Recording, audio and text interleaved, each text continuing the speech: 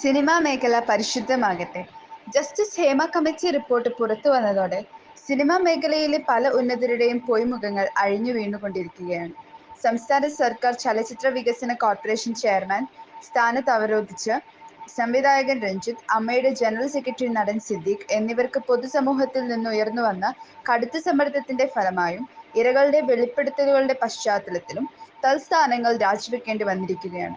സിനിമയെന്ന മഹത്തായ കലാമൂല്യമുള്ള ഒരു മേഖലയിൽ അരങ്ങേറിക്കൊണ്ടിരിക്കുന്ന തെറ്റായ പ്രവണതകൾ കരുതിവരുത്താൻ ജസ്റ്റിസ് ഹേമ കമ്മിറ്റി റിപ്പോർട്ട് വഴിയൊരുക്കുമെന്നതിൽ സംശയമില്ല. മലയാള സിനിമാ മേഖലയിൽ അനഭിലഷണീയമായ പ്രവണതകളുണ്ടായിരുന്നു എന്നത് വസ്തുതയാണ്. അതാണിപ്പോൾ പുറത്തു വന്നുകൊണ്ടിരിക്കുന്നത്. സിനിമാ നടികളെ ശാരീരികമായി ഉപദ്രവിക്കുന്നവർക്ക് ഇതൊരു പാഠമാകും. പവിത്രമായ ഒരു കലാമേഖലയിൽ സ്വന്തം കഴിവുകൊണ്ട് കടന്നുവരുന്നവരെ ചൂഷണം ചെയ്യുന്നവരെ എങ്ങനെ ഉത്കൃഷ്ട കലാകാരന്മാരായി സമൂഹത്തിന് വിലയിരുത്താനാവും? പണത്തിന്റെയും അധികാരത്തിന്റെയും മുമ്പിൽ തങ്ങളെക്കാൾ വലിയവരായി ആരുമില്ലെന്നും മറ്റുള്ളവർ തങ്ങളുടെ ആജ്ഞയ്ക്ക് കീഴ്പ്പെടേണ്ടവരാണെന്ന് ചിന്തിക്കുന്നവർക്ക് നല്ല സന്ദേശമാണ് സിനിമാ ലോകത്ത് നിന്ന് പുറത്തുവരുന്നത്. സിനിമയിൽ അഭിനയിക്കാൻ വഴിവിറ്റ രീതിയിൽ ഇടപെടണമെന്ന രീതിയിൽ ചിലരെങ്കിലും ഈ രംഗത്ത് പ്രവർത്തിച്ചിരുന്നു എന്നാണ് വ്യക്തമായിക്കൊണ്ടിരിക്കുന്നത്. സിനിമാ നടികളെല്ലാം അവർക്കുണ്ടായ ദുരനുഭവങ്ങൾ തുറന്നു പറയുകയും സർക്കാർ അക്കാര്യത്തിൽ മുഖം നോക്കാതെ നടപടിയെടുക്കുകയുമാണ് വേണ്ടത്.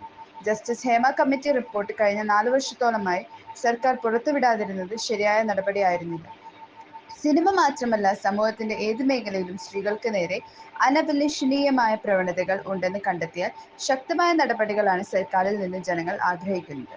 വളരെ മഹത്തായ പാരമ്പര്യമുള്ളതാണ് മലയാള സിനിമ. ആ മേഖലയിൽ കറുത്ത പാടുകൾ സൃഷ്ടിക്കുന്നവർ ആരായാലും അവരെ പടിക്ക് പുറത്തു നിർത്താൻ സാധിക്കണം.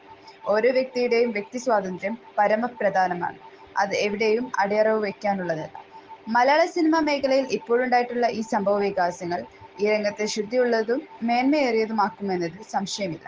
സിനിമാ മേഖലയിലുള്ളവരും പൊതുസമൂഹവും ഉന്നതമായ കലാമേഖലയായ സിനിമാ രംഗത്തെ പവിത്രീകരിക്കാൻ ജാഗ്രതയോടെ നിലനിൽക്കണം.